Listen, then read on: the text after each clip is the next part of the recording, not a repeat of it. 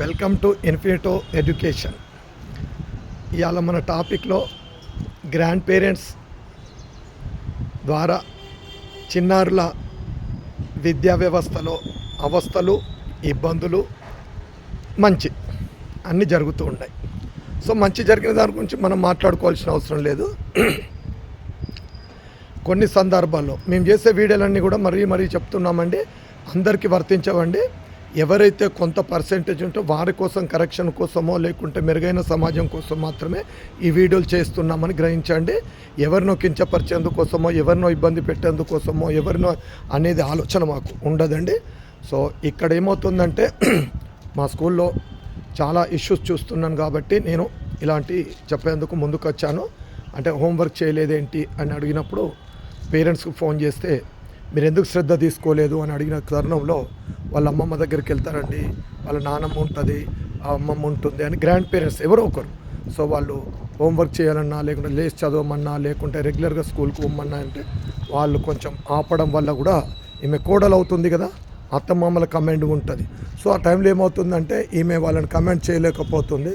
అసొంటి వాళ్ళని మేము పర్సనల్గా స్కూల్కి పిలిపించుకొని మేము మాట్లాడితే వాళ్ళు కొందరు కన్వీనియంట్ అవుతున్నారు, కొందరు మొండిగా ప్రవర్తిస్తున్నారు. అంటే ఈ చిన్నపిల్లలకి ఎందుకండి, ఇంకా ముందు లేదా పెద్ద కాలేజీకి పోయినప్పుడు చేస్తారు, 10th పోయినప్పుడు చూసుకుంటారు, ఇప్పుడు వాళ్ళకి అవసరం అనే టైప్లో వాళ్ళు కొందరు వితంత వాదన మొండితనంగా చెప్తే మేము వాళ్ళకి ఏం చెప్పడం తెలుసుకున్నామంటే, మీ వెనకటి రోజులు కాదు, ఇప్పుడున్న పరిస్థితులు వేరు, ఇప్పుడున్న టెక్నాలజీ వేరు. అంటే ఆ ఓల్డ్ పీపుల్కు అర్థం కాక కూడా కొందరికి అర్థమయ్యేది, కొందరు కాదు. సో ఇప్పుడు నేనేం చెప్తున్నానంటే, ఈ మాయా రంగుల ప్రపంచంలో, డిజిటల్ యుగంలో ఇది పెద్దవారు ఎవరు కూడా నొచ్చుకోవద్దండి. మనము పిల్లలను గౌరవం చేయొద్దు అని నేను అనట్లేదు. ఎప్పుడైతే గౌరవం చేయాలో అప్పుడే చేయాలి. ఏదైనా భోజనం ఎప్పుడు చేయాలో అప్పుడే చేయాలి. దినమంతా భోజనం చేయం కదా, దినమంతా 24 hours నిద్రపోం కదా. అట్లనే ఒక గౌరవం అనేది కూడా ఒకటి కూడా కొంత టైం వరకు ఎంచి దాని తర్వాత కట్ చేయాలి. సో ఇక్కడ ఏంటంటే గ్రాండ్ పేరెంట్స్ ద్వారా మనకు వాళ్ళు చాలామంది ఒక ప్రాణం కూడా పోయిందండి గ్రాండ్ పేరెంట్స్ ద్వారా. అంటే ఆమె ఒక జాబ్ చేస్తుంది, ఆ జాబ్ నుండి వాళ్ళ అమ్మ దగ్గర నుంచి వస్తుంది. ఈ మధ్య టైం ఆ పిల్లలకు తెలుసు, ఆ పిల్లలు ఎక్కడో దాక్కుంటారు. వాళ్ళ ఏమవుతుందంటే ఎందుకులే చిన్న పిల్లలే కదా, ఆ తర్వాత చూద్దాంలే అని వాళ్ళకు క్లాసులు పెరిగి పెద్దగా ఆమెకు అర్థమైపోయింది పిల్లలుగా చేయి దాటిపోతున్నారని. ఆమె ఏం చేసిందంటే ఒక జిద్దుగా పిల్లల్ని తీసుకెళ్ళి, అంటే వాళ్ళ ఇంటికి తీసుకెళ్ళింది. గ్రాండ్ పేరెంట్స్ ఇంటికాడ జాబ్ పోయేటప్పుడు నుంచి మళ్ళీ వాళ్ళ ఇంటికి తీసుకెళ్ళేది అన్నట్టు. సో వాళ్ళను సెట్ చేసే క్రమంలో ఆమె ఒక ఎలాంటిదంటే ఎంత విచారకరం అంటే, పిల్లలు చదవండి, రాయండి, హోంవర్క్ అంటే చేయకుంటే నేను హ్యాంగింగ్ చేసుకుంటా అని తాడు కట్టి యాక్షన్ చేయబోయింది. ఆ యాక్షన్లో చైర్ ఏదో స్లిప్ అయి హ్యాంగింగ్ పడిందండి. పిల్లలను బెదిరించేందుకు ప్రాముల. అంటే అక్కడ ఆ గ్రాండ్ పేరెంట్స్ కొంత సపోర్ట్ చేసి వాళ్ళని మొండుగా తయారు చేయడం వల్ల ఆమెకు కంట్రోల్ తప్పి ఇక ఆమె ఎటు నిర్ణయం తీసుకోలేక వీళ్ళు చెప్తే ఇంటలేరు పిల్లలు అని ఆమె నేను హ్యాంగింగ్ చేసుకుంటా అంటే కూడా అది స్లిప్ అయ్యి హ్యాంగ్ చేసుకొని చనిపోవడం జరిగింది. సో ఇది నేను ప్రతిసారి చెప్తున్నాను, నేను మాట్లాడేది లైట్ తీసుకుంటారు అంటే ఇంతే కదా అనిపిస్తుంది. ఒక సంఘటన జరిగినప్పుడు అది దాని ఇంపాక్టు, ఎఫెక్టు ఎట్లా ఉంటుందో చూడండి.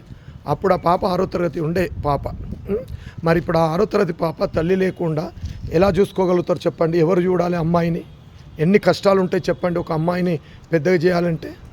ఒక అబ్బాయి అంటే పక్కకు పెట్టండి, అంటే ఎలా విధంగా ముందుకు పోవచ్చు. అమ్మాయి 6వ తరగతి పాప అంటే ఇలా ఎందరున్నారు సమాజంలో.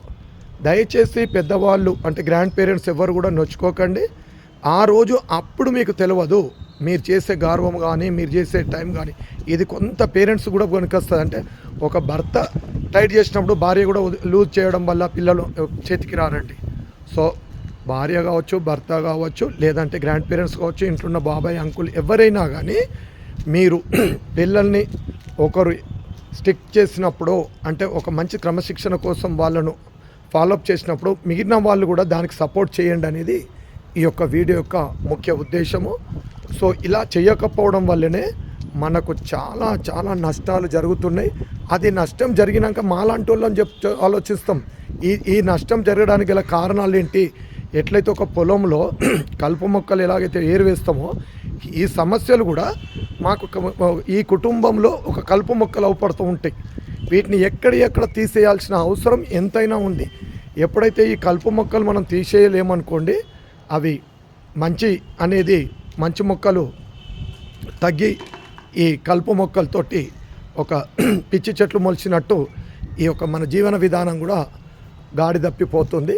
సో మరి ఇలాంటి మంచి వీడియోలు, మంచి ఒక ఇన్ఫర్మేషన్ను మీ అందరికీ అందిస్తున్నందుకు మాకు మా ఇన్ఫినిటో ఫౌండేషన్కు మాకు చాలా హ్యాపీగా ఉంది.